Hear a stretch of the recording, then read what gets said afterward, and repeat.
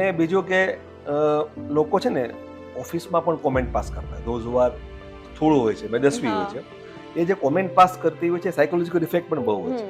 એટલે મોસ્ટલી મારી પાસે જે આવે છે ઓબેસિટી વાળા 70-80% suffering from some type of depression, minor depression, major depression.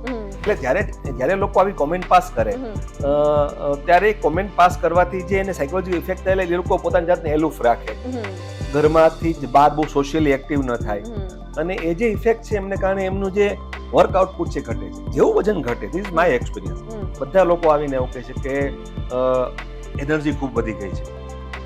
Provided અમારો જે પ્રોગ્રામ છે પાછળ કે તમે આટલું પ્રોટીન મેન્ટેન કરો, આટલું વિટામિન મેન્ટેન કરો અને પછી ડાયટ મેન્ટેન કરો તો ડેફિનેટલી વર્ક આઉટપુટ તમારું વધે છે, એનર્જી ખૂબ વધે છે.